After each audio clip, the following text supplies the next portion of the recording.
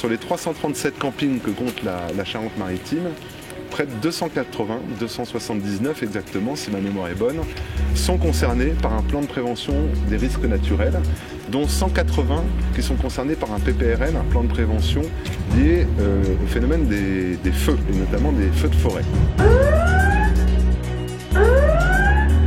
Amis campeurs, ceci n'est pas un exercice.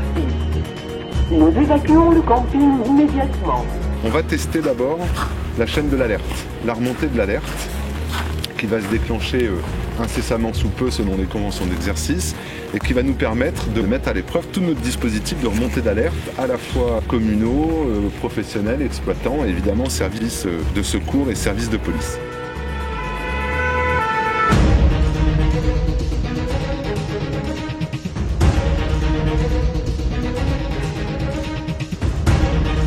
Le deuxième objectif de cet exercice, c'est de pouvoir tester aussi la montée en puissance opérationnelle des moyens à déployer sur le site.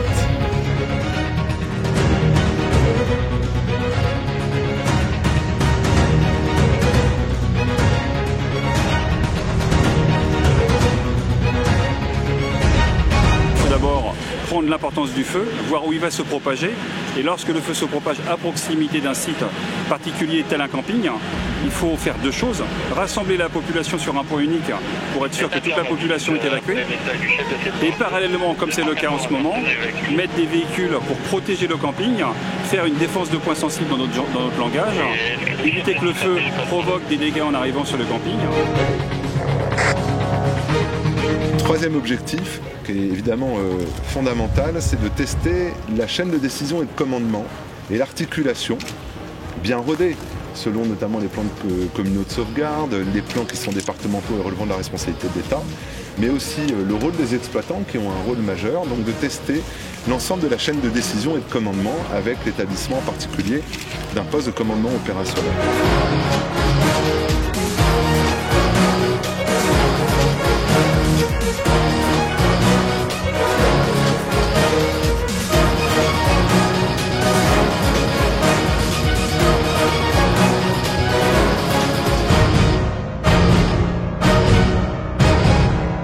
La gendarmerie va concourir à la réussite de la mission.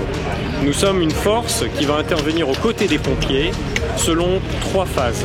La première phase, c'est déjà l'encagement de la zone, la déviation pour réaliser une meilleure fluidification du trafic et permettre l'accès des secours et leur sortie et la sortie des personnes qui sont menacées par les flammes. La deuxième phase, c'est une phase où nous allons pénétrer sur la zone du camping, à la fois pour récupérer quelques récalcitrants éventuels, faciliter la sortie de ces gens-là du camping, et enfin une troisième phase qui commence en même temps, qui est la phase de l'enquête judiciaire, parce qu'un feu de forêt, c'est rarement accidentel, c'est souvent criminel.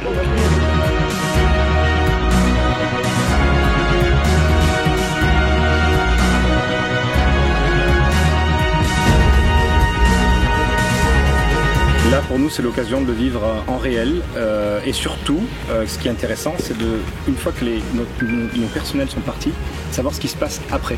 Et je pense qu'on va tous apprendre de beaucoup de choses et on compte aussi sur le RETEX justement pour améliorer encore nos principes. Merci d'avoir choisi cette commune et la commune de la Tremblade qui, parmi les liens, évidemment, celui de la forêt et des problématiques qu'elle suppose. Merci, Monsieur le Préfet.